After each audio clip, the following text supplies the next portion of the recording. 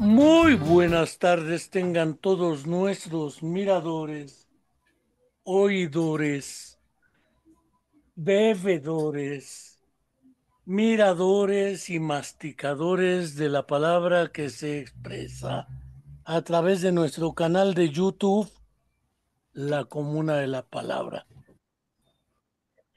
Nuevamente, como cada semana hacemos, nos encontramos para tratar de sostener un debate a propósito del programa previo que tuvimos como monólogo dedicado a la derrota del nazifascismo y conclusión práctica de la Segunda Guerra Mundial, donde expusimos explícitamente que la derrota del nazifascismo, más allá de las tergiversaciones históricas que al respecto tratan de hacerse tanto en Europa como en Estados Unidos para tergiversar las cuestiones históricas,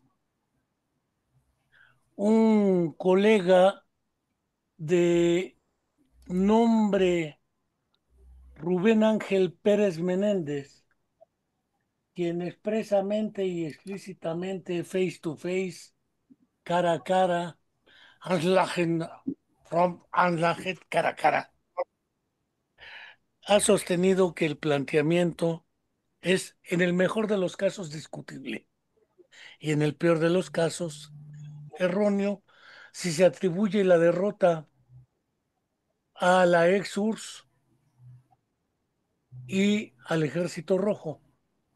Entre otros elementos que mencionamos, la resistencia que se tuvo fuera de la ex-URSS, eh, pero la derrota militar desde Stalingrado prácticamente hasta Berlín y la firma ante el general Zhukov por parte de Paulus I en Stalingrado y luego fuera por los comandantes nazifascistas. Y por otro lado, hablamos poco del desembarco del famoso día de Normandía y del papel de otras naciones en esta batalla. Rubén Ángel tuvo la gentileza de decirme que sería interesante un debate donde él expondría los argumentos para fundamentar lo que sostiene y donde pudiéramos efectivamente compartir nuestras diferencias fundamentando y argumentando. No quiero, sin embargo, previamente, además de agradecerle, dejar de expresar un compromiso que históricamente tenemos eh, desde que teníamos el programa de la Universidad de Debate en la radio universitaria. Esta situación se refiere a la desaparición forzada de los 43 jóvenes de la Escuela Normal Rural Raúl Isidro Burgos de Ayotzinapa en Tixla de Guerrero, y hasta la fecha, pese al compromiso público del entonces candidato a la presidencia, Andrés Manuel López Obrador, que nos entregaría la verdad histórica, terminó su mandato, empezó el mandato de la presidenta eh, Claudia Sheinbaum Pardo, y tampoco tenemos hasta ahora ni la verdad histórica, ya no digamos la verdad, no tenemos nada, ni la justicia transicional y la violencia y la muerte, aunque diga el gobierno, nosotros no fuimos, galopa en caballo de Hacienda. Tampoco quiero dejar de enviar un fraterno saludo a nuestra querida amiga Angélica Rodríguez Monroy, madre de Viridiana Anaí, alumna de nuestra Facultad de Psicología de la Universidad Autónoma del Estado de Morelos, quien sigue esperando también la presentación de su hija Viridiana Anaí, que hasta la fecha no tenemos y que tendríamos que poder eh, tener una respuesta satisfactoria. Le mando el fraterno abrazo a Angélica Rodríguez Monroy. Ya ahí vemos perfectamente a Rubén Ángel, se está moviendo, saludando con la mano y dada la dinámica y el planteamiento que ya hacía, eh, ¿Me escuchas? perfectamente te escucho.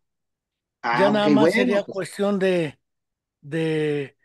hay un eco por ahí y pero ahorita lo resolvemos. Lo del eco, que parece ajá, al Luthiers, ¿sí? ok. El eco Eh, yo no lo escucho, ¿tú lo escuchas todavía? no, ya no, ya se oye correctamente. Ajá, Entonces, vamos a comenzar. ok, Planteo las reglas del juego porque va a ser un debate ajá. civilizado, como es esperable. Diálogo con momentos Nosotros de diálogo, debate.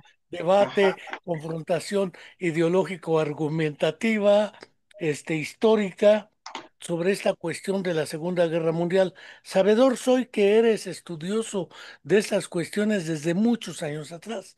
No es algo que te nazca de que ideológicamente eres de la derecha y yo de la izquierda, cosa que es así una es, barbaridad nefasta, así es. porque Qué eso bueno, puede discutirse desde otro ángulo en otro momento, porque si no vamos a caer en la filosofía del que no está conmigo está contra mí.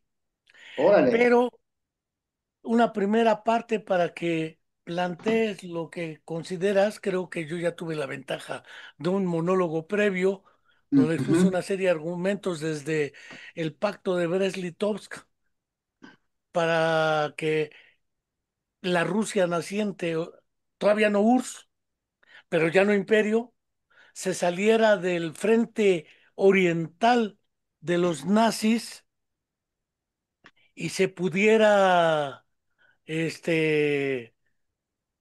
confrontar en los problemas internos que tenía una naciente Rusia.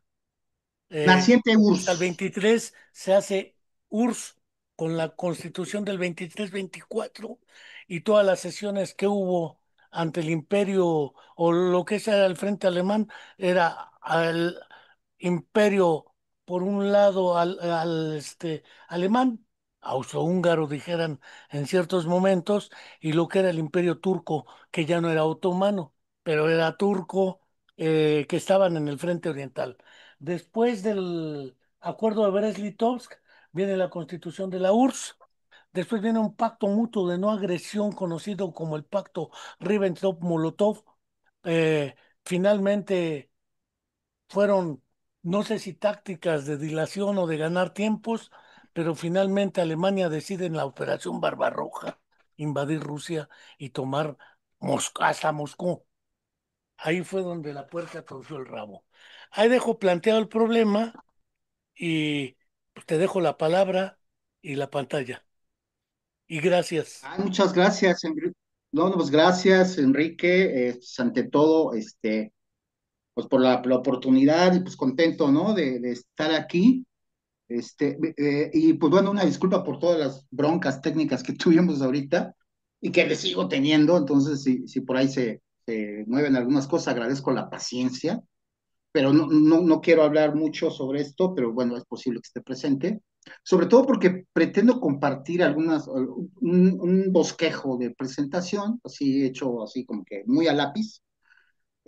No es una cuestión así, ¿no? Como lo que uno presenta regularmente cuando uno está en un foro académico, ¿no? O dando clases o dando una conferencia o algo así, pero con puntos que tal vez me permitan a mí hacer un resumen, porque ante todo, estamos hablando y tú lo sabes bien, Enrique, y quienes nos vean, eh, eh, de un cúmulo de información impresionante, impresionante y a muchos niveles y variopinto también, a una escala, pues como fue esta guerra, ¿no? Como fue la Segunda Guerra Mundial, ¿no? Que es una guerra que es paradigmática, puesto que muchas de las cosas que voy a decir pues son a mi juicio, pero creo que también muchas de ellas están respaldadas por las historiografías, porque aquí vamos a hablar de historiografías, de historias y de toneladas. Yo creo que podríamos llenar pues, de esa biblioteca que tú tienes atrás, multiplicada por 20 sobre cuestiones de la Segunda Guerra Mundial. ¿Sí? O sea, estamos hablando y que se siguen platicando actualmente, ¿no? Bueno, de manera así general, pues tú haces mención al Tratado de Brest-Litovsk, ¿sí? Que de manera muy resumida, desde mi punto de vista, muy resumida, es como las potencias centrales, ¿sí? Eh, cierran el frente oriental, ¿sí? Porque hay que decirlo. Rusia fue derrotada en el frente oriental, militarmente, fue derrotada. El Imperio ¿Sí? Ruso, Sí, ¿qué te parece? que Sí, no es lo sí, sí, mismo. sí, sí, lo entendemos, ¿no? Pero yo, porque por ahí lo voy a decir, ¿no? Tú hace tiempo compré el libro de la batalla de Tenochtitlán de Pablo Salmerón Sanginés y el señor abrió un espacio y ahí me metí, ¿no? Entonces, pues esos, digo, tienen los conceptos así como que muy afilados, la noción de imperio, pues está también a discusión. Yo adelanto de una vez pues, mi propia definición de imperio, ¿no? Vamos a, y al cuate no le gustó y bueno, bla, bla, bla. El libro es bueno, ¿eh? Hay que decirlo, es bueno, eh, porque logra leer todas las fuentes que están alrededor de esta guerra, ¿no? De Tenochtitlan. Y que tiene paralelismos, ¿eh? Con esta. Porque ahí hubo una batalla que se debió de haber ganado y como no se ganó, y esa batalla nadie habla de eso, de esa batalla. Como aquí, hay un montón de batallas de las cuales, o sea, la gente piensa, no, pues Kursk, Stalingrado. Para mí, Stalingrado, hablar de Stalingrado es una cosa muy adelantada, Enrique. Es una cosa ya muy adelantada. O sea, tendríamos que irnos bastante, bastante más antes, ¿no? Pero tampoco quiero que esto sea muy pesado, ¿no? Pero bueno, si los aztecas hubieran ganado la batalla de Otumba, ¿sí? Que es la batalla que exactamente es después del sitio, no, de la noche, de la llamada noche triste o noche alegre, como tal le quieran nombrar. Tlatelolco, Ajá. Tacuba. Si hubieran ganado la batalla de Otumba, probablemente se les hubiera caído a los españoles la conquista y hubiesen tenido, ahí hubieran acabado en el Zompantli, probablemente Hernán Cortés también ahí, hubiesen tenido los europeos, cosa que era inevitable, hay que decirlo, pero que mandaron una expedición mucho más gorda, a una gran escala, ¿sí? No, no, no, no lo que se vio, o no lo que sucede, pero bueno, acá también van a haber algunas situaciones. El Tratado de Brest-Litovsk le permitió a las potencias centrales, ¿sí? Concentrarse en el occidente, ¿sí? En la Segunda Guerra Mundial va a pasar, es al revés. El punto central de interés para Alemania, vamos a decirlo así, y sus aliados, y su constelación de aliados, es el llamado Frente Oriental. Y cuando hablamos de Frente Oriental, entonces empiezan los problemas con los nombres, ¿sí? ¿Por qué? Porque los soviéticos, a un nivel propagandístico, porque hay que decirlo que cuando estamos hablando de la Unión Soviética, la narrativa es propagandística, ¿sí? Incluso los propios historiadores soviéticos. A ver, ¿de qué? El Tomsk es el del 17. Así es, así es, así es el El 17, los soviéticos no eran Unión Soviética No, todavía. no, no, no, no, pero yo ya, o sea, yo ya me brinqué a la Segunda Guerra Mundial, ¿no? Sí, pero sí, es correcto, ¿sí? Ahora, yo estoy viendo en este momento a la URSS como un estado artificial, ¿sí? Es un estado sostenido por un régimen, Hoy, no, no, no, a la URSS, naciente, A la La URSS URSS, naciente hablo 1923, 24. 1923, 24. Se aprueba Que la co- Constitución, Ucrania acepta entrar de nuevo y ajá, recupera Ucrania que se cedió en el acepta. Brest-Litovsk, Ujú. porque Ucrania le entra, aunque todo el ejército de los blancos se va a Ucrania. Así es. Entonces, bueno, mira, acá nos podríamos pasar pues, otro programa hablando de la Primera Guerra Mundial y el periodo entre guerras, ¿sí? Porque al final de cuentas, pues la URSS nace la URSS producto de una guerra civil espantosa, terrible, con una cantidad de bajas, o sea, inenarrable, así, en un espacio de tiempo tan corto como una hora o algo así. Yo he visto que hay videos de gente que estaba 6 horas hablando del tema, ¿sí? Y situaciones así, ¿no? Y además sosteniéndolo, porque quiero que el público pues, también lo tome en cuenta, que pues, ellos se sostienen que pues que estamos hablando de una embarradita nada más de la situación y se avientan horas, ¿no? Bueno, entonces si te parece, pues nos vamos ya a lo que es la Segunda Guerra Mundial, ¿sí? Si te parece. Entonces, mira, voy a tratar de compartir una presentación, es un PowerPoint, ¿sí? Este, ahí está, ¿no? A ver, ahora lo voy a poner así. Bien. Es que aquí lo que no sé bien es hasta, y luego me voy acá, luego me voy acá. No, fíjate que no me deja. Entonces, bueno, ya ni modo, se va a ver la presentación como si la estuviera editando. Creo que no hay ningún problema. Mientras me engancho más con el Zoom, porque como te decía, yo me manejo más en mí. Uy, no. Salir, no quiero salir. Entonces, pues ya me voy directo a la presentación. Dice, el uso compartido no está activado. Tienes que darme chance de compartir, Enrique. Te envío la solicitud. Ya, ¿verdad?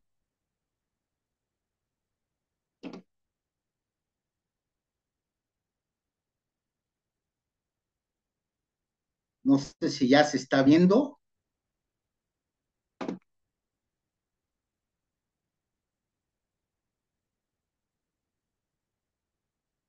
¿Ya se ve? Háblame, Enrique.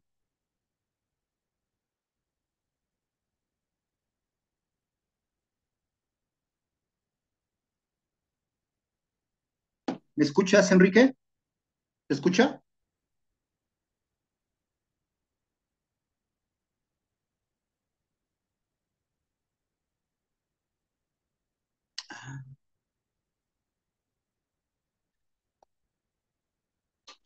Ya estamos. ¿Me escuchas, Enrique?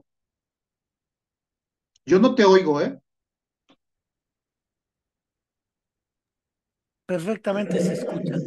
Ah, ok, es que creo que silenciaste por ahí, ¿no? Silencio el mío. Sí, no te preocupes. Bueno, primero, pues es la actualidad del tema, ¿no? A mí se me ocurre, ¿no? O sea, esto es un asunto de nerds, como le dicen los chavos del videojuego, de freaks, de gente que está obsesionada por la historia porque es muy interesante y las batallas, o tiene una actualidad real. Y la respuesta es que sí. Y lo estamos viendo ahorita, ¿sí? O sea, las consecuencias de la Segunda Guerra Mundial siguen resonando actualmente. De hecho, el modelo final del mundo, como quedó después de la Segunda Guerra Mundial, es el que está entrando en crisis actualmente, ¿sí? Y de una manera muy rápida.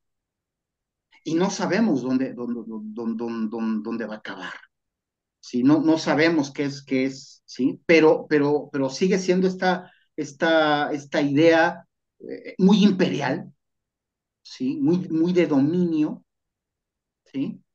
Y a la manera como decía Montesquieu, ¿no? El espíritu de las naciones, pues ahora podríamos decir el espíritu de los imperios, ¿no? O sea, ¿cuál es el espíritu del imperio? o de Rusia actualmente, la nostalgia de la Unión Soviética. Eso es lo que tiene la almohada Putin, ¿sí? El rescate del prestigio de la Unión Soviética, ¿sí? pero Y no de pues, la Unión Soviética. no, sí, sí de la Unión No, Soviética. no pretende regresar a la URSS, No, pero sí a su prestigio. pero sí aprovechar el prestigio que tuvo, que no es Exacto, lo o mismo sea, aunque parezca igual. después de la derrota de la URSS, después de la derrota de la URSS en la Guerra Fría, pues viene un abatimiento de la identidad nacional, ¿sí? Porque o sea, yo me pregunto, Rusia tiene una extensión territorial de 17 millones de kilómetros cuadrados. Eso es Canadá y Brasil juntos. ¿Por qué necesita más territorio? Entonces, esta invasión a la actual Ucrania, suponiendo que Ucrania es, es un estado que se tiene que regresar a la madre Rusia, cuando no es así, que es un estado que no tiene identidad nacional, ¿sí? Y es lo mismo que hizo Alemania en Checoslovaquia con los Sudetes. Vamos a rescatar del genocidio a la población étnica alemana que está atrapada en Checoslovaquia y la vamos a meter a la gran Alemania. Putin está haciendo lo mismo. Los rusos étnicos que están siendo masacrados, cosa que es falsa, ¿sí? Por el régimen del títere de Occidente, ¿sí? Porque también este término, ¿cómo lo usan? Occidente y Occidente, por acá, Occidente, por acá, cuando la vocación de Rusia es europea, ¿sí? Y históricamente está demostrado, ¿no? Pero bueno, entonces, pues la actualidad del tema se puede discutir, ¿no? Bien, entonces, paso a la siguiente, a ver si me deja. Y ya, Ah, es que me tengo que... Ya, ¿verdad? Uy,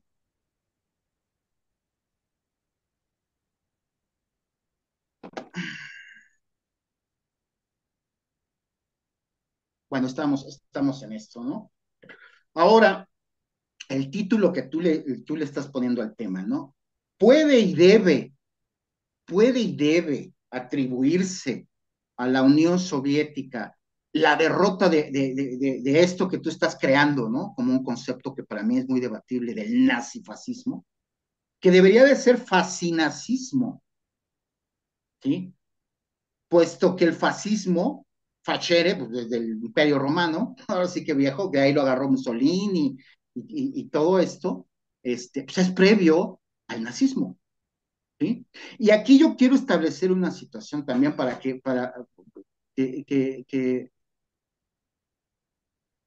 para ir limpiando de propaganda, ¿sí? El nazismo murió el 8 de mayo de 1945. Ya no existe, no existe. Ahí se murió el nazismo. Actualmente no hay nazismo, ¿sí? Hay fascismos, ¿sí? O yo diría más bien ultraderechas, ¿sí?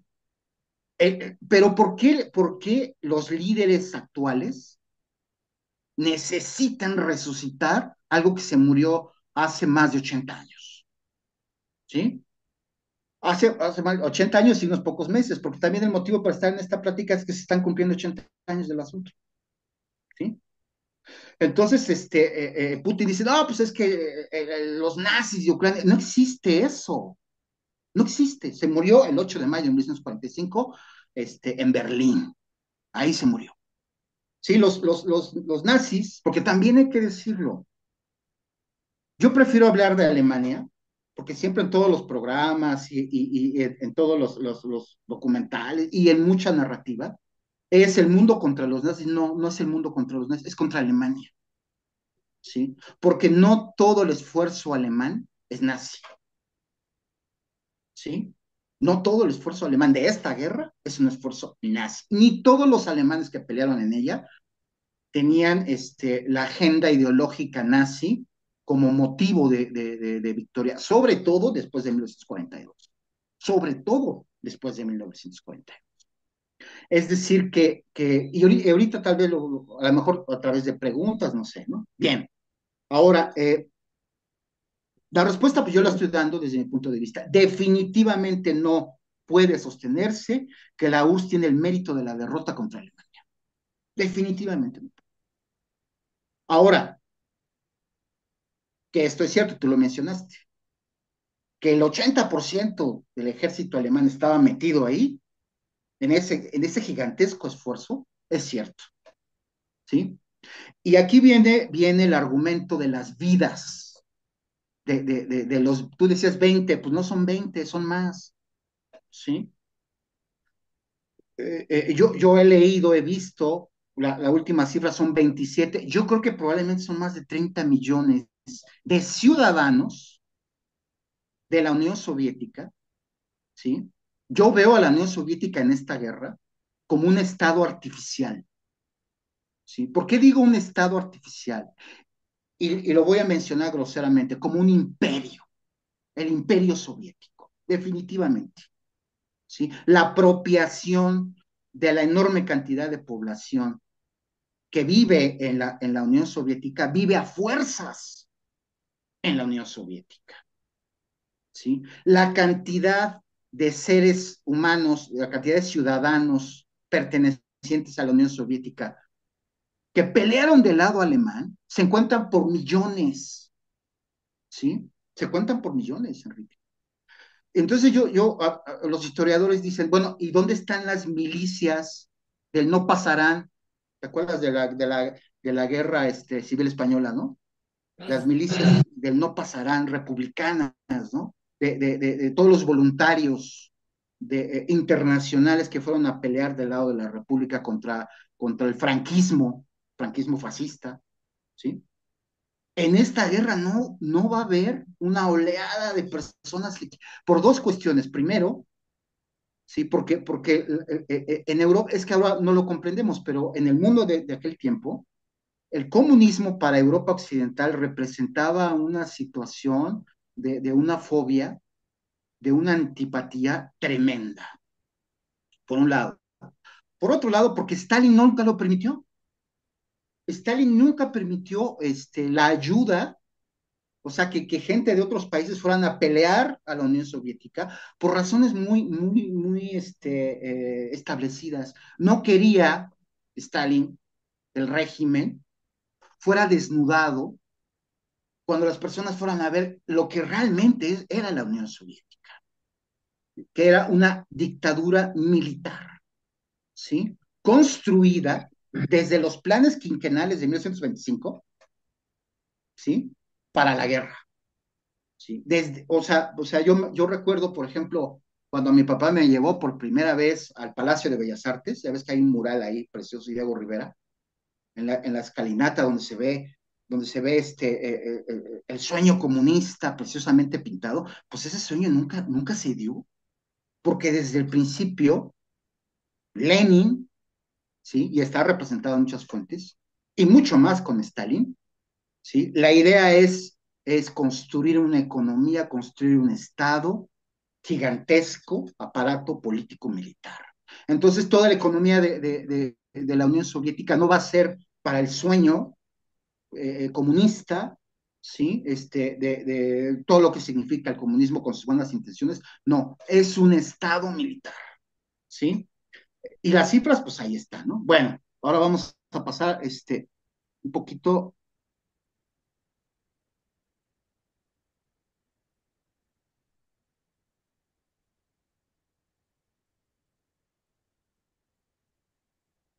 Ok, las razones de esta respuesta. Y a ver si nos da tiempo, ¿eh? Bueno, yo no digo que tú digas esto, pero se dice mucho. La URSS nunca peleó sola, nunca peleó sola, ¿sí? Fue también una potencia agresora, no la víctima del nazifascismo. Tres ejemplos, sí, tres ejemplos, dos ejemplos, que los más importantes son los siguientes. Tú citabas la invasión a Polonia de parte de Alemania. Pues como todos sabemos, la URSS también invadió a Polonia, ¿sí? Y fue una invasión tan cruel como cualquier sueño de las SS nazis. Sí, porque además los resentimientos imperiales ¿sí? Porque Polonia en algún momento llegó a derrotar en alguna guerra que ahorita no vamos a mencionar, no vamos a meter, pero a la Rusia zarista, ¿sí? Y también los polacos, pues tenían como identidad ser una nación muy orgullosa de esto. Viene este encuentro de las dos potencias antitéticas y vamos a tener imágenes, ¿sí? De los altos generales rusos, o soviéticos, perdón, o soviéticos y alemanes confraternizando, ¿sí? Y entonces, ¿dónde está ahí el papel de víctima de la Unión Soviética? ¿Sí? Segundo, la guerra contra Finlandia, la invasión imperialista de la URSS a Finlandia, que se parece mucho la resistencia finlandesa, se parece mucho a la resistencia ucraniana de hoy en día, ¿sí? Se parece mucho, ¿sí? Entonces, esto va a desatar en toda Europa una serie un movimiento antibolchevique, donde ya no alcancé a recuperar porque quería poner todas las banderitas, ¿no? De prácticamente en todos los estados de Europa va a haber, si tú lo juntas, cientos de miles de voluntarios que a título del antibolchevismo, no de la agenda alemana, ¿sí? Contra el comunismo, ¿sí? Y estamos hablando de españoles, de todos los países bálticos, finlandeses, lituanos, letonios, hasta ingleses hubo, ¿sí? País que tú me digas, franceses. El caso de los franceses es muy interesante porque los últimos soldados, hacías tú mención a lo de la bandera, ¿no? Que es todo un tema, ¿no? La bandera en el Reichstag, ¿sí? Ya con la Wehrmacht derrotada, ¿sí? Pues se planta la bandera y luego la bandera, pues le ponen humo para que se vea más dramático, le quitan los relojes al otro cuate, que la puso, la bandera era más chiquita, después la bandera más grande, y bla, bla, bla, todo esto, igual que pasó en la bandera la otra, en Iwo Jima, ¿sí? La de los estadounidenses, que también, varios de los que pusieron la bandera ahí en Iwo Jima los mataron los japoneses, y tuvieron que recrearlo de la misma manera. Bueno, esos soldados soviéticos tuvieron que pelear contra soldados franceses que peleaban en la Wehrmacht como última resistencia alemana de un ejército que estaba completamente destruido, ¿sí? Bueno, o colapsado, no sé, ¿sí? Bien, otra razón que yo establezco. Hubo varios escenarios muy importantes que desgastaron seriamente al enemigo en tiempo, soldados y recursos antes de 1940. ¿Sí? Y eso nos lleva al mito del poderoso, invencible ejército alemán mecanizado. Estas las divisiones Panzer, ¿no? Y este ejército impresionante, ¿no? Que realmente, si tú quieres ver un ejército así ultra mecanizado, va a ser el ejército estadounidense, el ejército aliado, del desembarco de Normandía, ¿sí? Es un ejército que penetra desde Francia y va hasta Alemania y se detiene por decisión, ¿sí? Porque los estadounidenses tienen una doctrina de combate muy diferente a la Unión Soviética. Los estadounidenses, ellos pues, se pusieron a platicar, ¿sí? Entre ellos, yo creo, y había un acuerdo tácito con los soviéticos. Nosotros no nos vamos a meter en esas batallas. No nos vamos a meter en esas batallas. ¿Sí? ¿Cuáles batallas? Pues las batallas que los soviéticos sí tuvieron que enfrentar. Entonces los soviéticos estaban como vendiendo sangre y los aliados estaban comprando sangre. Pero ¿a cambio de qué? De una cantidad de recursos, ¿sí? Vía ley, préstamo y arriendo, que van a ser decisivos para que la Unión Soviética llegara a Berlín, ¿sí? Esa cuantiosa ayuda, a ello le pongo colosal, porque algunos le dicen así, fue decisiva en momentos críticos cuando la Unión Soviética estaba con la soga al cuello. Sin esa ayuda, ¿sí? Sin esa ayuda, no hubieran podido haberle ganado la guerra a un enemigo que era ampliamente superior en tácticas y estrategias de combate. Ampliamente superior. Y las cifras de bajas son espeluznantes, ¿sí? Entonces, mira, acá viene algo que yo llamo groseramente, porque lo es, el mito del segundo frente. Para mí, el segundo frente, que tanto Stalin reclamaba, para mí es un mito, ¿sí? ¿Por qué? Porque previo al día D, en junio de 1944, la guerra ya estaba totalmente perdida para Alemania. No digamos para Japón. Italia ya estaba del lado de los aliados, ¿sí? Porque el régimen de Mussolini pues, se desbarató completamente porque Mussolini pues era como el Duce, como un Führer, era muy mal Führer, muy mal Duce, y se desbarató. Y pues ya ves cómo terminó, ¿sí? Cómo termina prácticamente linchado y exhibido. De ahí también viene las motivaciones de Hitler para suicidarse, ¿sí? Aquí lo quiero establecer, no creo que tú creas eso. Hitler no escapó del búnker y se fue a Argentina o en Brasil. De hecho, hay fotos así de Hitler viejito en Sudamérica. Eso es falso. Se suicidó. Pero ¿quién va a sembrar este mito? Los soviéticos. ¿Por qué? Pues para mantener al nazismo vivo como una manera del chantaje, ¿no? A los aliados. Bien, entonces, vamos a ver. ¿Cómo llega la URSS a esta guerra? Como una férrea dictadura militar, ¿sí? Había en la idea de los alemanes cuando invaden la URSS, y eso es un gran error estratégico de los alemanes, y Hitler era muy dado a frases grandilocuentes, ¿sí? Porque también hay que hablar de que hay varios Hitlers. Aquí estamos hablando, en 1941, de un Hitler sano, todavía con sus facultades mentales, con la capacidad de tomar buenas decisiones, porque después se va a empezar a deteriorar el señor, ¿sí? Y hay una relación de inversa proporcionalidad entre el buen funcionamiento del ejército alemán y la ineptitud gigantesca del funcionamiento del ejército soviético, porque hay que decirlo, ¿sí? El ejército soviético venció al ejército alemán no por la brillantez de la doctrina de Tukhachevsky de la guerra operativa, no, sino por su capacidad, que ya lo quisiera Putin ahorita, de verdad, de movilizar a toda la población para mandarlas al frente de combate. ¿Sí? Estamos hablando y bueno, o sea, después lo que va a pasar en Berlín, ¿no? Tú lo sabes, ¿no? Este, estamos hablando de una guerra donde hay varios genocidios, ¿sí?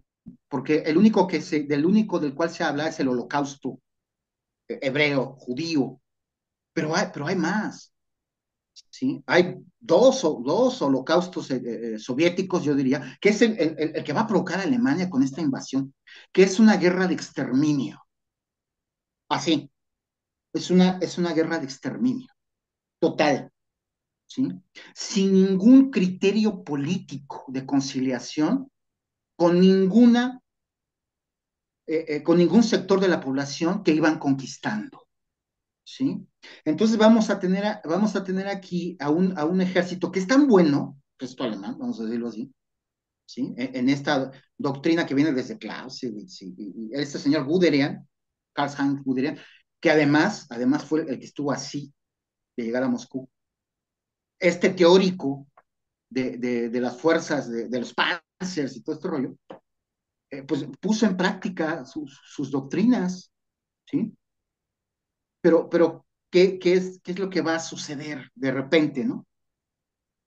Que el ejército alemán va a ser detenido por su propia arrogancia y el ejército soviético en 1941 Y para mí, esa es la batalla decisiva. No es Stalingrado, es el frente de Moscú. El frente de Moscú. Hitler va a dar una orden y esto está en debate, o sea, yo creo que 50 y 50% de los grandes historiadores este, se debaten. Hay una batalla muy famosa que es en Smolensk, se le llama también batalla de Vyazma, que es un embolsamiento de ejércitos soviéticos, porque las cifras son bueno, no sé, tal vez me gustaría mostrar algo de eso, vamos a ver si se puede. Mira, acá hay un resumen. Este resumen lo hace un señor que se llama David M. Glantz. David M. Glantz, por acá lo tengo, a ver si se puede ver. Las imágenes. Este señor, a ver si me abre. Es, para quien le interese, es la máxima, está vivo el señor, es la máxima autoridad mundial en el estudio de la guerra germano-soviética. ¿Por qué le llama así? No le llama, por supuesto, no le va a llamar la Gran Guerra Patriótica, porque eso es propaganda. Él le llama la guerra germano-soviética, ¿sí? Y está vivo el señor. A ver, creo que vamos a batallar un poquito poniendo imágenes.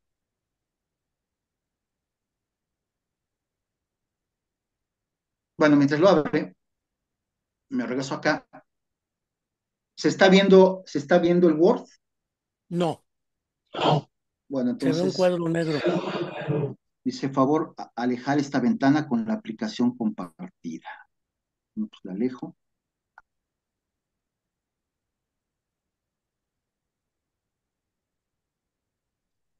Pero bueno, mira, también se podría hacer un resumen de las pérdidas alemanas, pero como nuestra charla pues está más dedicada al ejército soviético, avísame cuando ya se vea. No se ve. No se ve, ay, qué lástima. Espérame. Pero sigamos con la argumentación para tratar de... Sí, mira, bueno, el resumen es más o menos el siguiente, en esta guerra germano-soviética, el resumen más o menos es el siguiente. Muertos en combate, 5 millones de soviéticos. Heridos, casi 1.200.000. Muertos por enfermedades, medio millón. Y aquí viene un problemón que ya hay un consenso. No se va a poder resolver. El problema de los desaparecidos y los capturados. ¿Sí? ¿Por qué? Porque si te cae un pepinazo de 88 milímetros, no queda ni el casco, Enrique. No hay manera de identificar una persona que muere en esas condiciones. Hay que decirlo, la mayor parte, porque son muy espectaculares las películas, ¿no? Donde se ven así, ¿no? Los ejércitos, todo esto, pero la mayor parte de los muertos en una guerra de estas características, tan tecnológica, ¿sí? ¿Por qué digo una guerra tan tecnológica? Porque no se ha vuelto a dar y no se va a volver a dar, ¿eh? Por eso es interesante la Segunda Guerra Mundial. No vamos a volver a ver eso, ¿sí? La mayor parte de las muertes son por dos vías. Primero, por el 60% de los muertos en la Segunda Guerra Mundial es por artillería y por bombardeo, ¿sí? Más que por tanques o bueno, más que por ejércitos de infantería. Es por artillería. Y los soviéticos eran buenísimos en eso. Pero bueno, ahora vamos a ver un poco, y aquí es donde a lo mejor yo voy a hacer mi argumentación a favor de por qué la ayuda aliada fue tan decisiva para la victoria soviética contra su enemigo, ¿sí? El número de material perdido. Si tanques y cañones autopropulsados, 96.500 piezas, ¿sí? Artillería, 218.000. Fíjate, la cifra de aviones es de 88.300 piezas de aviones, de todo tipo, ¿sí?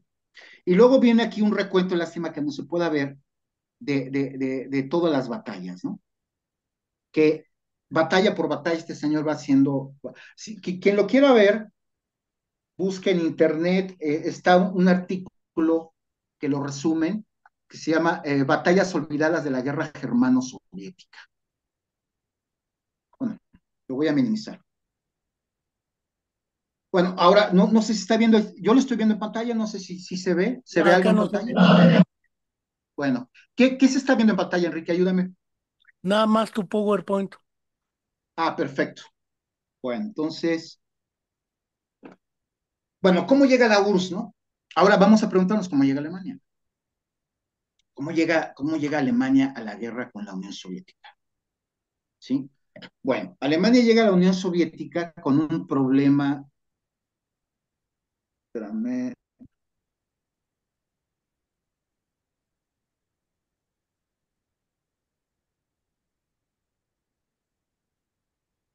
voy a brincar a esto.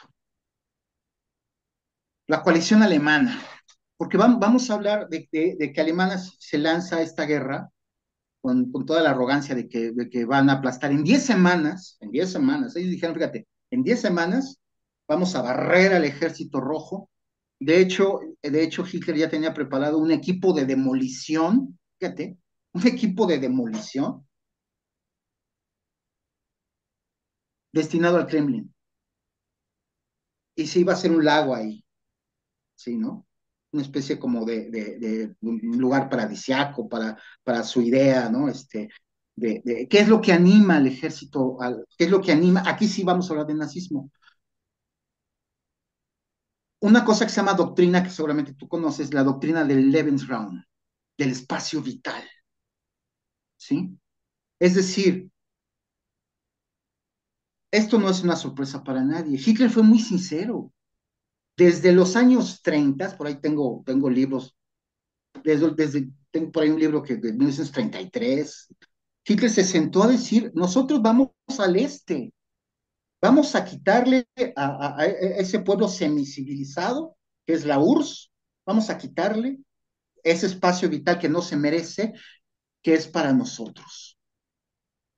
Stalin, como todos sabemos, era un tipo leidísimo, ¿sí? O sea, leidísimo, era algo que no ignoraba, pero por alguna razón en el momento crítico prefirió no hacer caso, ¿sí? Bueno, entonces, esta coalición, la coalición alemana, nunca funcionó realmente como tal.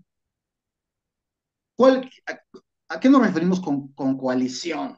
Es que ni siquiera se debería de llamar coalición, ni siquiera se debería llamar eje, ¿sí? Son dos grandes imperios, perdón por seguir utilizando de manera tan grosera esto del imperio, que es el imperio, la gran Alemania, el imperio nazi, aquí sí, no el ejército alemán, el imperio nazi, que controla al ejército alemán. Y Japón, ¿sí? Los planes de las dos grandes potencias siempre estuvieron inconexos, Enrique. Siempre estuvieron inconexos. Y de hecho, las acciones de uno y otro perjudicaban a su aliado, ¿sí? Por ejemplo, no se avisaban de situaciones, ¿sí? Desde el principio estuvieron penetrados por la inteligencia aliada. Eso es algo que va a ser muy importante, ¿sí? Hay varias estructuras de la inteligencia aliada que van a penetrar, ¿sí? La Orquesta Roja, Richard Sorg, que es un alemán judío, que es el que le dice al Kremlin, Japón no va a atacarnos, ¿sí? Y eso permite que todas las tropas que están en Siberia salven Moscú, ¿sí? Y eso tiene un valor incalculable. En el caso de Japón, como paréntesis, desde el principio los estadounidenses ya tenían descifrado el código japonés. Entonces ya sabían los movimientos y se vio en la gran batalla, si lo quieres ver así, la importancia que tú le das a Stalingrado en el frente del Pacífico va a ser una batalla que se llama Midway, donde les van a hundir el corazón de su flota de portaaviones en 5 minutos a los japoneses. En 5 minutos. Les hunden el Akagi, el Soryu, así, los grandes portaaviones, la joya del imperio japonés, es hundido. Quedaron 4-1, vamos a decirlo así. Entonces, a partir de ese momento, eh, eh, eh, ya, bueno, yo creo que la ventana de oportunidad de Alemania, para mí, para ganar su guerra contra la URSS, es cuando la guerra todavía no es mundial, que es en el verano de 1941. Teniendo, después de este embolsamiento de la batalla de Viasma, si los alemanes se hubieran ido directo a Moscú, nada de lo que le hubiera puesto el ejército rojo enfrente los hubiera detenido. ¿Sí? Eso es algo que yo sostengo a partir de las fuentes que estamos manejando en este momento. Hay un texto de Stephen Walsh, que es un libro bellísimo, que se llama, por aquí lo tengo, a ver, voy a mostrar,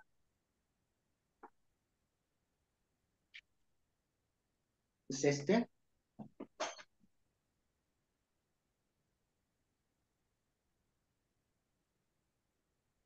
es un libro dedicado exclusivamente a la batalla de Stalingrado.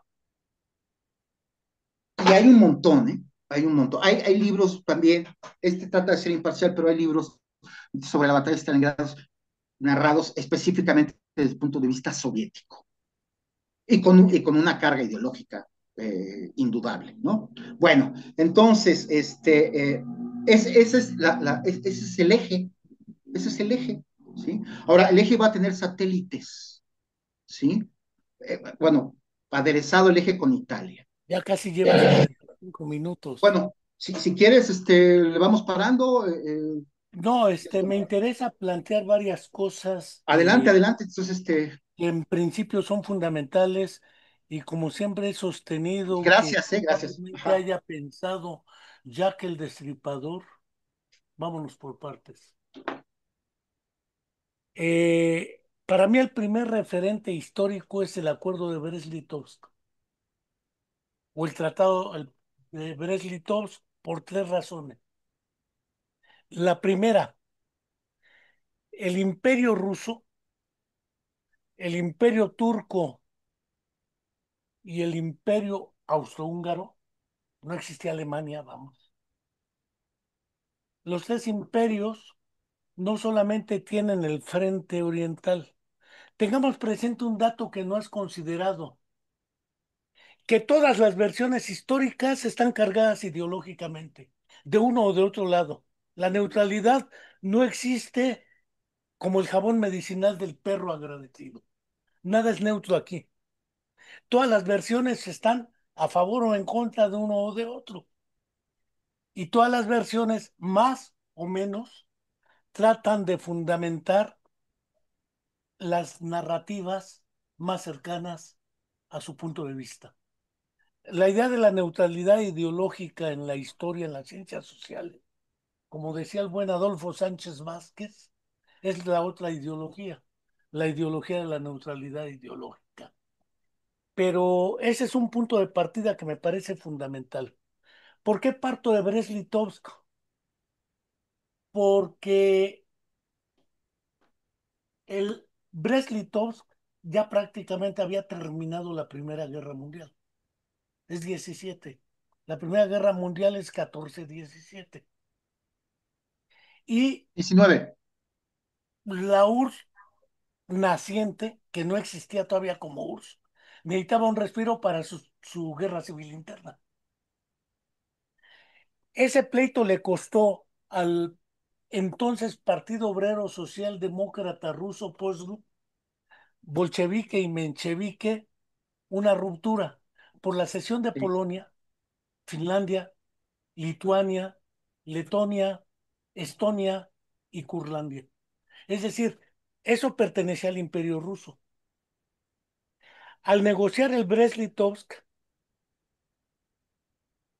los responsables de ese frente oriental le imponen esas condiciones. La independencia de Ucrania, de Polonia, Lituania, Letonia, Estonia y naturalmente Curlandia. Eso le cuesta internamente porque quien firma el acuerdo es León Trotsky.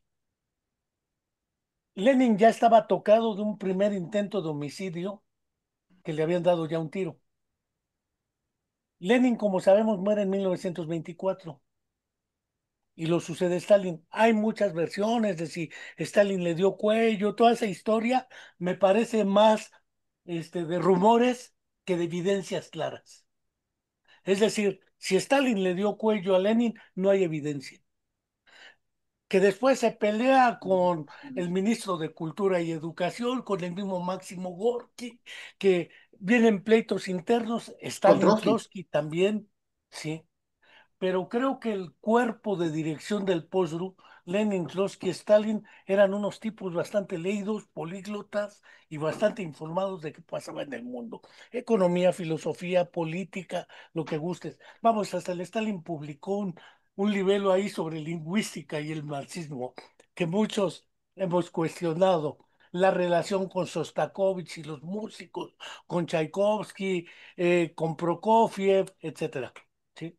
Creo que hay mucha tela de dónde cortarla ahí. Pero lo que me queda claro es que el cálculo del POSDRU, Partido Obrero Social Demócrata Ruso, todavía no existía el PECUS, está abriéndose un espacio para el pleito interno. Cuando el 23-24 todavía sigue la guerra civil, todos los blancos se fueron a Ucrania. Cuando aprueban la constitución, todos los países que habían cedido, porque además al perder Alemania, pierde también la vigencia del pacto de Brest-Litovsk. Regresan es a la correcto. naciente URSS. Eso me parece que es un dato fundamental que mucho se ha omitido y que Putin tramposamente dice, quien le dio vida a Ucrania fue Lenin. Es cierto en la negociación de Brest-Litovsk, pero Ucrania regresa y hasta Khrushchev le vuelve a dar la autonomía a Ucrania, prácticamente a la muerte de Stalin. Además, Khrushchev era de Ucrania, era ucraniano. Ese es un punto que me parece fundamental. El segundo punto que me parece crucial en el análisis es que efectivamente la Primera y la Segunda Guerra Mundial se desarrollaron en Europa, no en América. Es decir, para Estados Unidos está toda más de siempre que las guerras se armen allá, sea Irán, sea Israel, sea quien sea, es allá, acá no. No va a meter ahorita lo de Ucrania. Si es cierto que Ucrania quiere entrar a la OTAN, recuérdese los misiles de en Cuba del 62 y qué hizo Estados Unidos. Ni Estados Unidos ni Rusia quieren los misiles de uno u otro grupo allá.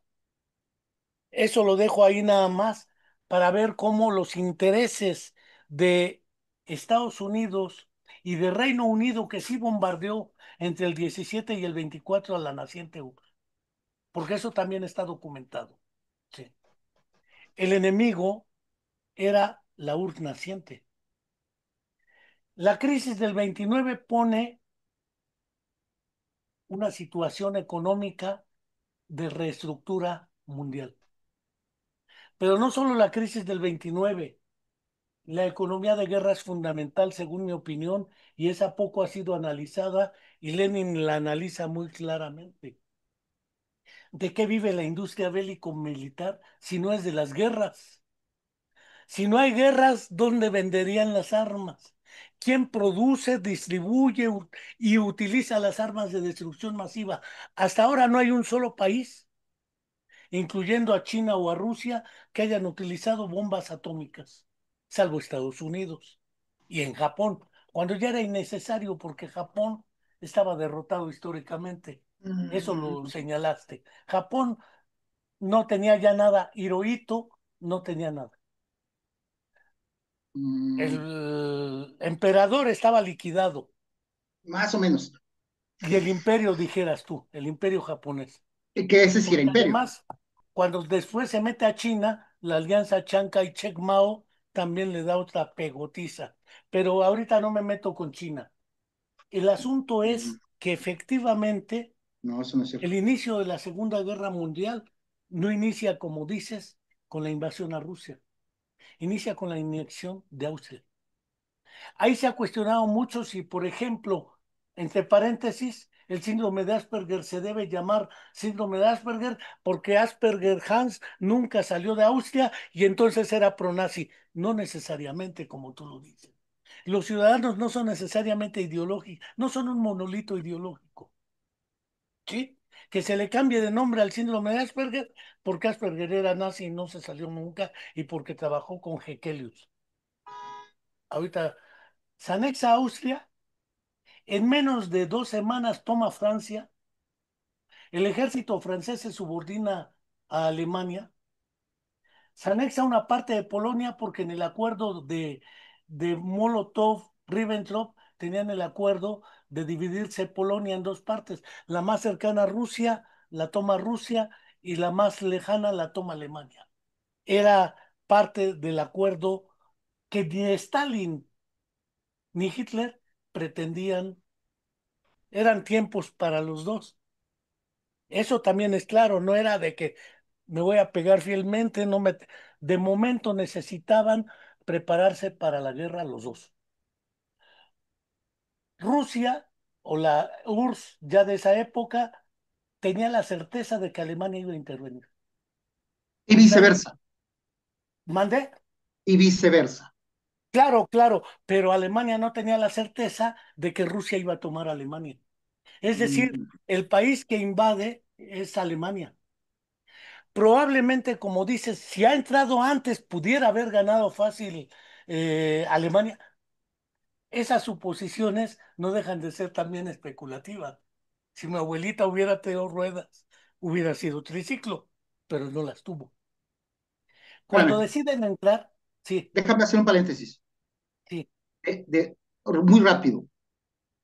La demostración de que la Unión Soviética se estaba preparando para una, ofensivamente, para una guerra ofensivamente, para una guerra contra Alemania, es los primeros días de la Operación Barbarroja. Todo el ejército soviético estaba amasado en vanguardia, pero es que estaba pegado a la frontera. según mi opinión, y subrayo, según mi opinión, tú no derrotas a un ejército que te invade sin liquidarlo totalmente. Y ese era el planteamiento tanto de Stalin como de Hitler. No prejuzgo otro elemento que subrepticiamente planteaste. El deterioro, no le voy a llamar cognitivo,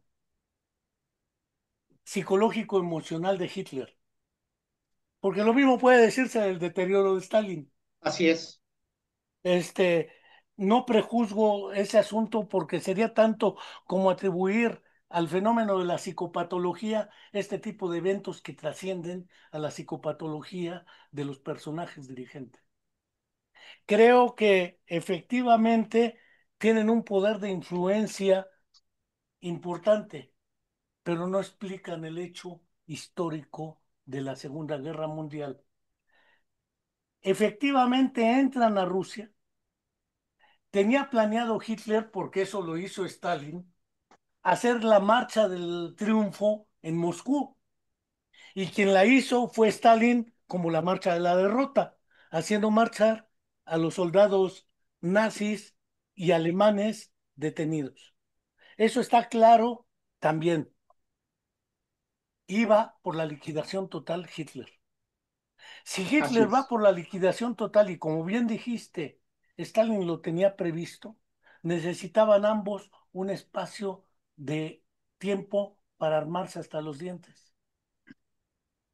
Cuando llega el día de el Pausa. desembarco, Otro paréntesis cortito. sí, Para 1941, la Unión Soviética tenía más tanques y más artillería que todos los ejércitos del mundo juntos, Enrique. Entonces, el rearme, el arme, ya estaba ahí. Lo que Stalin necesitaba no eran más armas, era era tiempo. la consolidación, permíteme, no algo cuantitativo, sino algo cualitativo que Alemania sí Interno, tenía. ¿Eh? interno, Exacto. ¿Por qué? Porque porque si internamente no tiene la unidad nacional, que nunca la tuvo. pues liquidan. que Lo nunca que la, dices es cierto. Cuando se dice 20 nunca la millones de tuvo. soviéticos, es un número por debajo del agua. La realidad es mucho más pesada.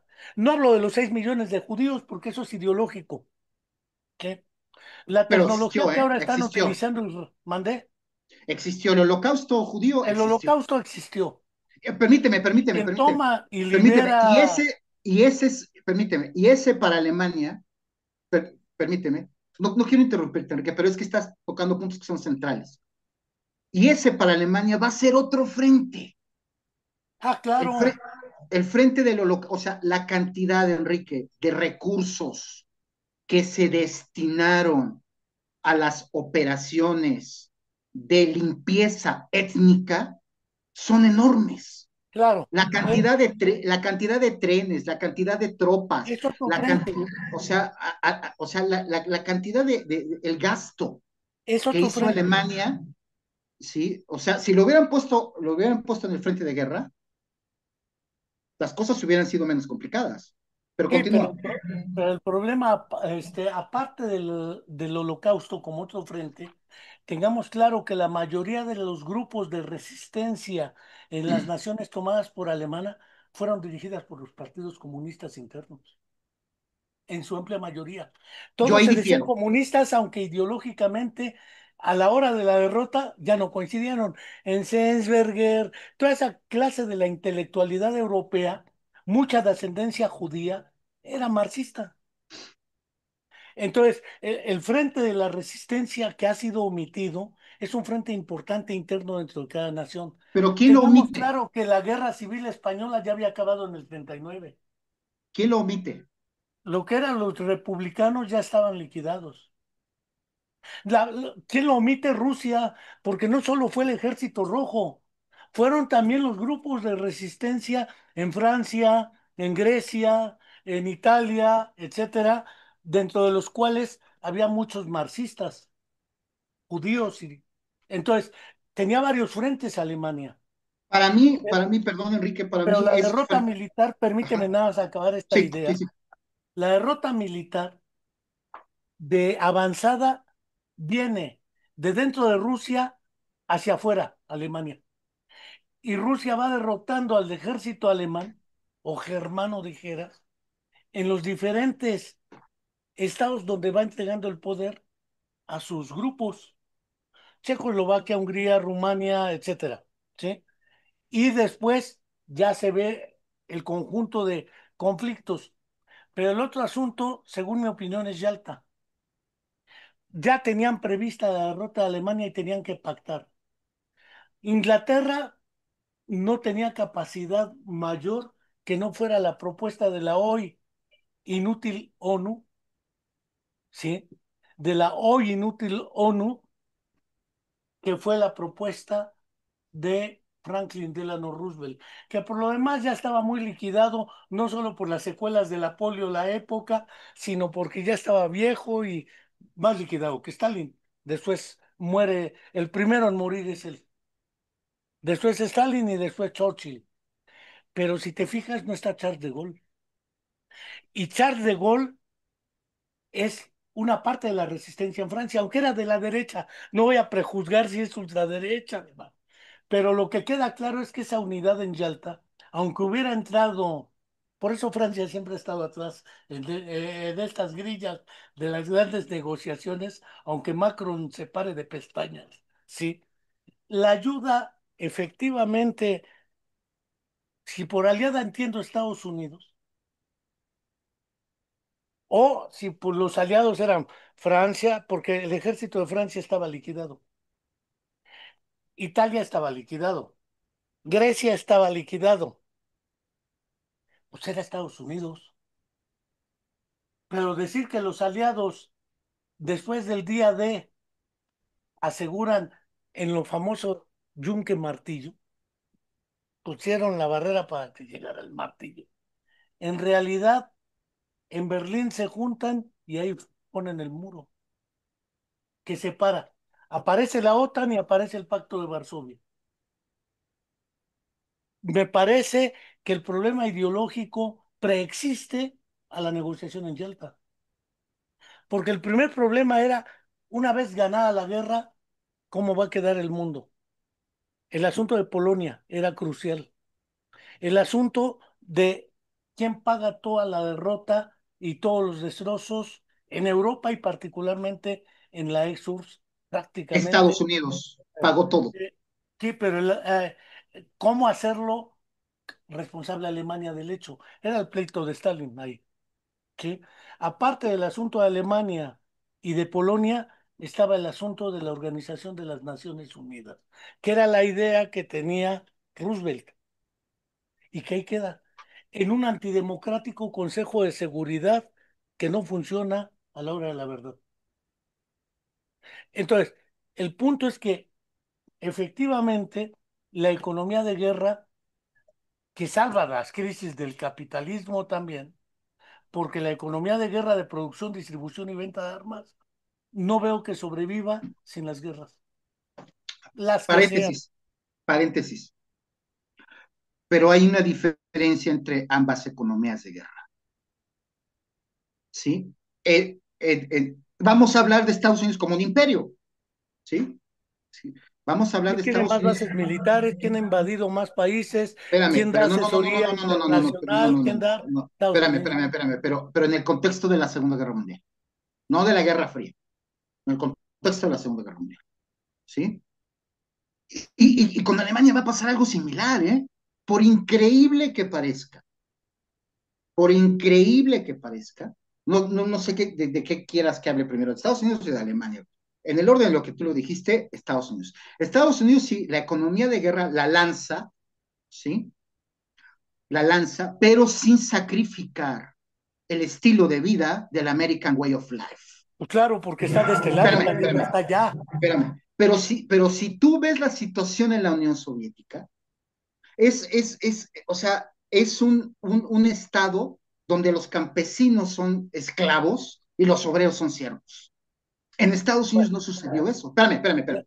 Ahora, esa es tu apreciación de que no, son no, no, esclavos y está son documentado. siervos. Está La documentado. función de Y ahí esclavo te va, y ahí te va, desde y el ahí te va, y ahí esclavismo te va el tema, y no, el ahí te va el siervo desde tema. el feudalismo están liquidados Bueno, ya en la lucha los campesinos y en soviéticos, Europa. como todos sabemos, y en Ucrania es donde está el núcleo de esta discusión, el núcleo de esta discusión, del holocausto ucraniano provocado por la colectivización forzosa, que es un fenómeno que va a permear a toda la Unión Soviética. La guerra contra la propiedad privada de los pequeños campesinos, donde se va a provocar, de hecho, el holocausto en Ucrania, y los ucranianos, pues en Ucrania hay escuelas, Enrique, la gente va a la escuela, ¿sí? Y lee, Claro, espérame, y entre 6 y 10 millones de seres humanos murieron de hambre por una política, ¿sí? Totalmente a propósito del régimen soviético. Vamos a hacer que esta gente se muera de hambre. Y hay fotos de gente tirada en la calle muerta de hambre. ¿Por qué? Porque esta colectivización, ¿sí? No es una colectivización comunista, es una expropiación donde todos los recursos alimenticios se van a poner al servicio de una dictadura militar. Los obreros, de hecho, los obreros en las fábricas de armas, estaban adscritos a su mina, a la fábrica de tractores, es decir, no se podían mover de ahí, ¿sí? En el caso de Estados Unidos eso no pasó, no, por la razón que haya sido. De hecho, no, mira, no es por la razón que haya sido. En sí, Estados pero es, Unidos bueno, no hay una sola ciudad invadida por el ejército alemán. Y la Rusia sí está invadida por el ejército alemán. así es. Entonces, la militarización, porque lo que estás, no utilizaste el término, pero te referiste a él, la política de la colectivización. Esa política de la famosa colectivización que se discutió bastante, que era expropiación de la propiedad de los campesinos, ¿sí? Guerra contra los campesinos. Este, marcaba una lectura, según mi opinión, equivocada del planteamiento de la pequeña burguesía campesina que tiene propiedad y sus intereses son otros. los Eso se coljoses, puede ¿no? discutir internamente, pero en el asunto de la conflagración, de la guerra y de los combates militares, no tengo duda alguna de que tú teniendo un ejército dentro de tu territorio, necesitas estar armado y atacar y además unidad interna. Si no, si te ganan. Es lo que hicieron Mao y Chiang Kai-shek en China. Si no se unifican ellos, los derrota el imperio japonés. No hubo unificación en China, ¿eh? ¿Mande? No hubo unificación en China. No, lo que hubo en China fue lo que llamó Mao la alianza táctica que aceptó también Chiang Kai-shek y después se volvieron a dar en la madre entre ellos. Fue una alianza táctica para derrotar al enemigo común, Sí, pero, mira, pero aquí hablando, no fue así. un apunte Alemania de no era el China, enemigo de Estados Unidos. un apunte rápido sobre China. La guerra de Japón contra China no fue contra el Partido Comunista o contra Ah, la no, futura, claro, fue espérame, por apropiarse de todo China o contra la futura China de Mao, fue contra Chiang Kai-shek. y contra De Mao, hecho, sí, espérame, no, no, espérame, de hecho, Mao Zedong, Mao, Mao. agradeció, irónicamente, agradeció la invasión japonesa, porque estos cuates así eran, ¿eh? Se brincan los millones, Pinches lo que pasó. comunistas, somos de lo peor. No, no, espérame. Sí, pues es que sí, mira, en Vietnam pasó lo mismo, Enrique. En Vietnam con Ho Chi Minh. Pero si el que invade es Estados Unidos, No, no, eso es falso. En Vietnam eso es falso. Eso es ¿no falso. invadió Estados Unidos Vietnam? No, Ah, entonces, ¿quién entró? Norcorea, intervino. que Bueno, sus va. divisiones internas. Apunte sobre Vietnam, ¿sí? Después vemos el asunto a partir del Golfo de Pero nada Tonkin más te voy a decir y una ese cosa. inventito. No es un invento. Cuando Estados Unidos decide intervenir en Vietnam, el 75% de lo que hoy es Vietnam estaba ocupado por el Vietcong. Pues claro, intervino para impedir que ganara O sea, el Partido no es, Comunista de Vietnam. exactamente. Entonces, Estados Unidos no es interviene sí, para darle el apoyo a los del norte, a la Corea del Sur, a Corea del Sur, perdón. perdón, a Vietnam del Sur, a Vietnam del Sur. Vietnam. Lo mismo pasa en Corea en el 65, pero eso ya es la Guerra Fría. Así es. Bueno, ahora, no sé si quieras, hago un comentario Sí, tratemos sobre, de cerrar, porque ya ajá, llevamos una hora y claro, cachito. claro, no, y yo sabía que, mira, lástima, mira, voy a tratar de ser Tenemos más muy, tiempo y podemos hacer más programas de análisis. claro, parte dos de este si quieres, y La luego parte hablamos, 2 y, y demostraremos que tanto tú como yo no somos neutros. así es. Bueno, mira, es que mira, hablando de neutralidad, porque la neutralidad, como tú bien lo estás insinuando o diciendo abiertamente, es una No lo entelequia, digo, no lo insinúo. es una entelequia. Más, sin embargo, hay dos formas de abordarla. Yo tengo la intención de ser neutral, esa es una, ¿sí?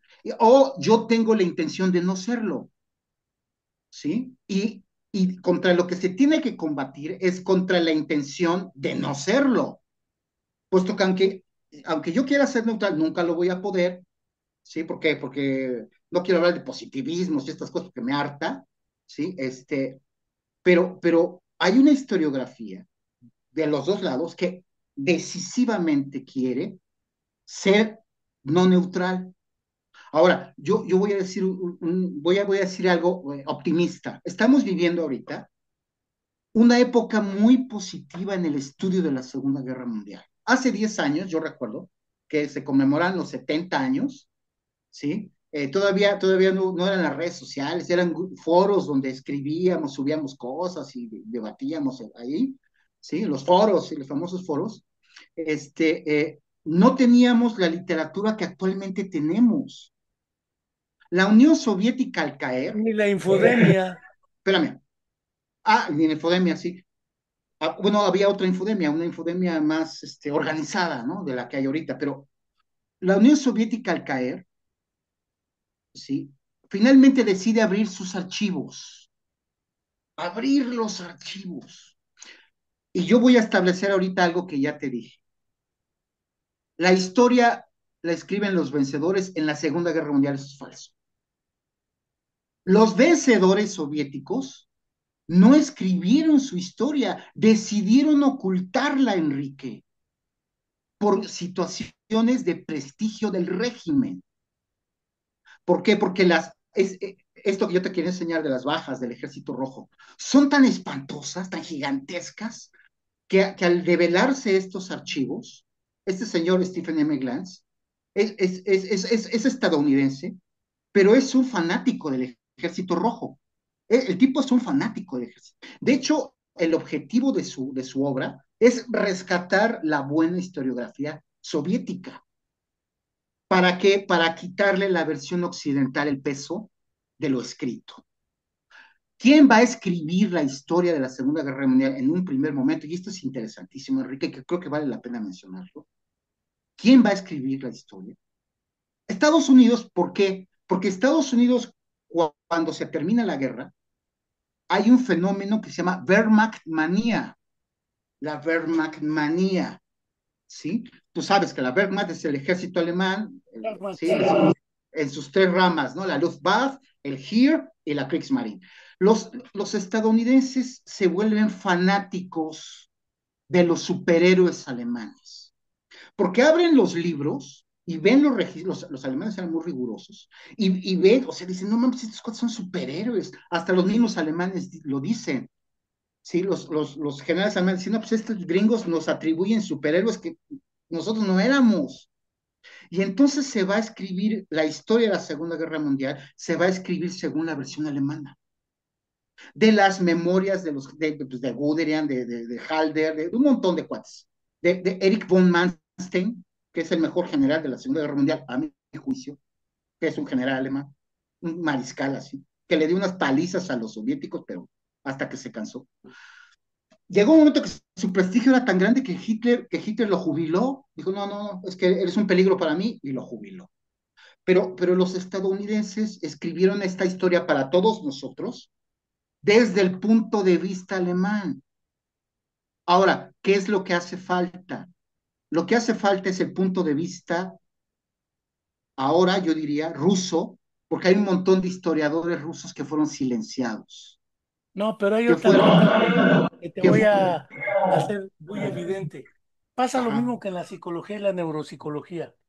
La citación mundial es a partir del inglés. ¿Cuántos leen ruso? El único que se atrevió a aprender ruso por sí mismo para ganar el campeonato mundial de ajedrez fue Bobby Fischer.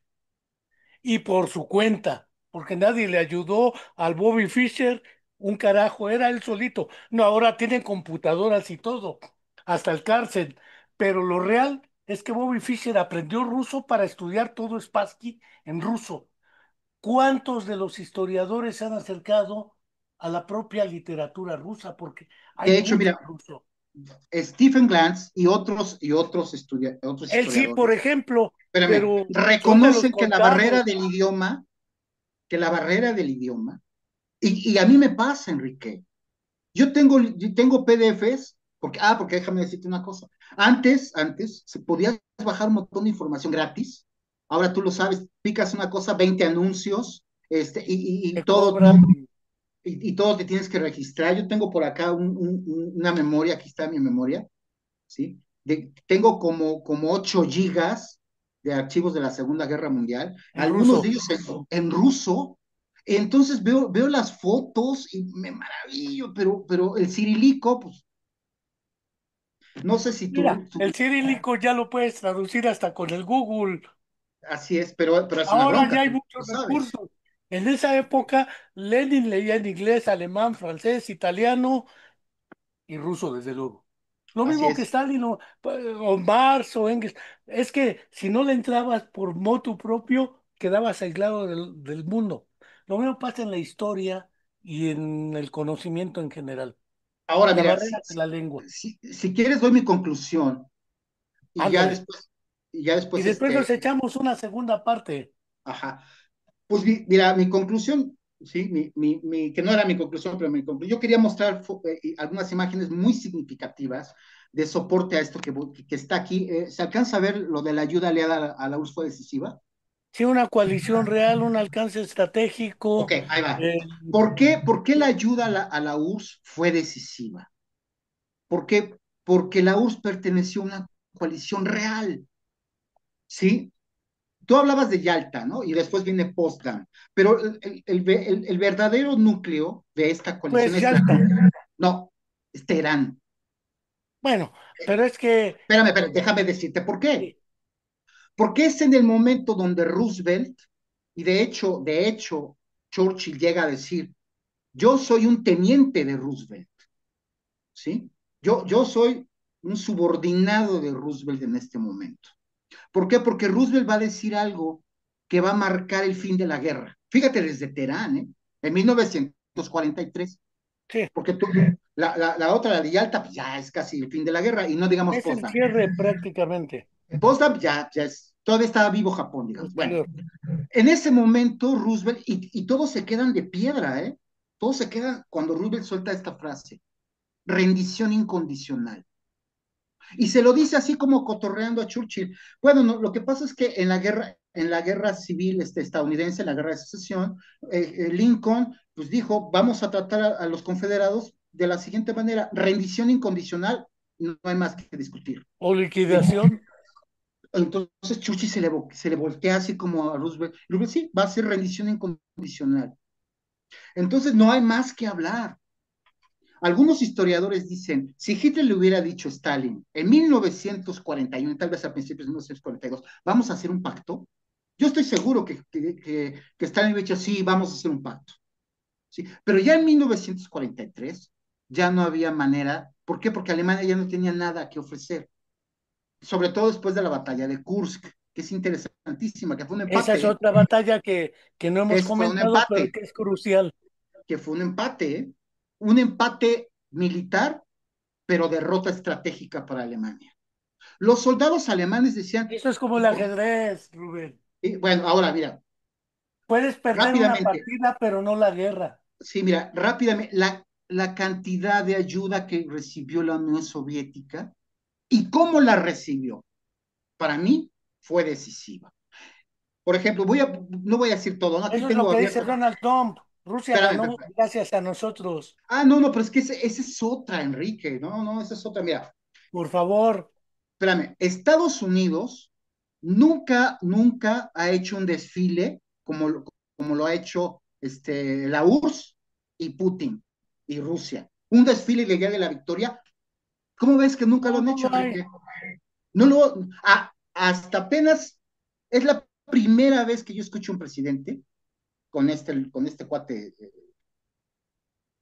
Trump, que dice, pues nosotros fuimos, ¿no? Ellos, te voy a decir que celebran el día de, siempre lo han celebrado, ya es una cuestión Yo, turística. Iwo Jima. No, lo de Normandía, lo de Y Missouri. el día de. No, no, o sea, celebran lo del día de, lo celebran así, y junto con los europeos. Y lo del acorazado Missouri.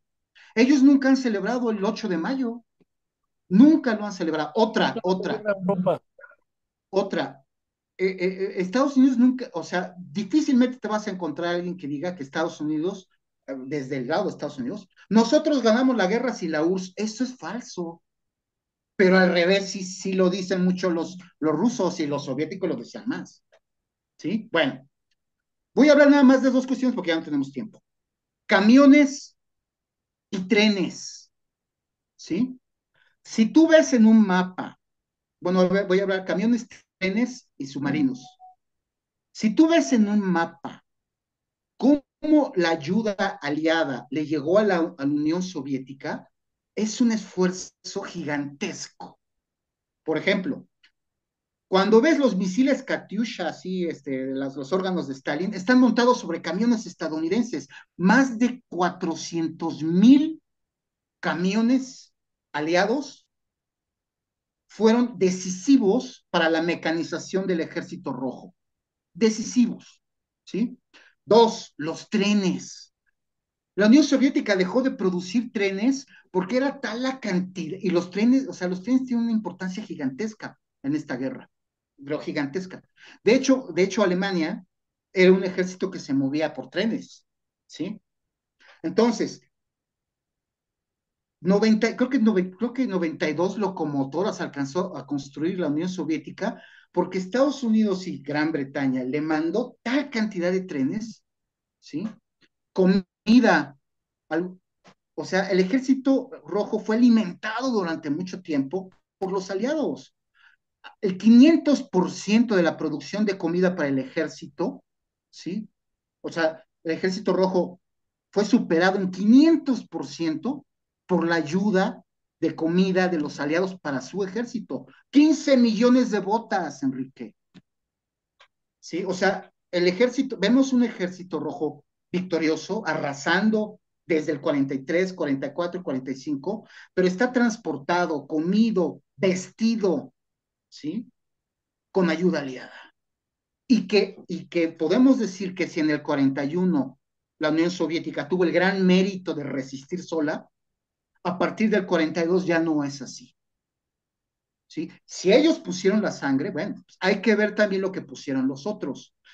La batalla del Atlántico, ¿cuántos marineros estadounidenses murieron, ¿sí? Hundidos por las manadas de lobos de submarinos llevándole ayuda a la URSS? O sea, y estamos hablando de que construir un submarino es carísimo, Enrique. Para los soviéticos, porque hay que decirlo, Enrique, no le daban importancia a la vida de sus soldados.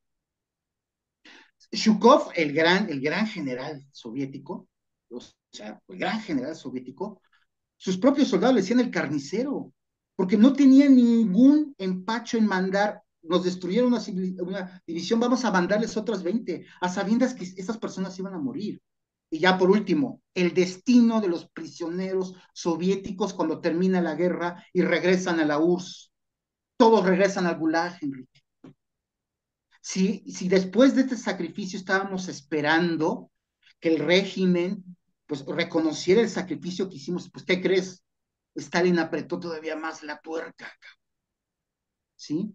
Entonces, los millones de soldados que se rindieron, incluido el hijo de Stalin, fueron tratados como traidores. Y sus familias, Enrique, y sus familias. Entonces estás hablando de un régimen que está en guerra contra su propia población, no para salvar a la madre Rusia, ¿sí? Sino para salvar el propio pellejo de un régimen que es tan genocida como los nazis. Esa es mi conclusión. Pues mira, nada más, en realidad es una conclusión bastante ideológica, porque si medimos, eh, bueno, solamente de bases militares e intervenciones estadounidenses en el último siglo, podemos ver muchas cosas, Pero ya no estamos pero hablando de la Segunda Guerra Mundial. Ya habrá no más estamos tiempo, hablando de esto la era la Segunda Guerra Segunda Mundial. Guerra Mundial, habrá Ya más estamos hablando de otra tiempo cosa. y te agradezco. No, te agradezco a ti, Enrique. Estuvo interesante. Yo creo que sobreviví. Sí, No bueno, íbamos a pelear, no, no, no, era y estuvo liquidación o rendición incondicional. la resistencia a los medios tecnológicos. Yo sé que para ti la palabra resistencia, yo admiro mucho el concepto que tú tienes. Estoy pensando en la vida pasada en limpio, importancia que tiene para ti ese término que es muy aleccionador. Yo creo que la gente, pues, deberíamos de seguirlo visitando, ¿sí? Pero bueno, pues, estos temas nunca se acaban, nunca se acaban. Yo Es como la logré, cosecha de mujeres, nunca se logré acaba. establecer, logré establecer mi postura, y después, pues si quieres, hablamos de otros temas. Claro que Gracias, sí, Enrique. al contrario, y seguimos en contacto. Hasta luego. Gracias.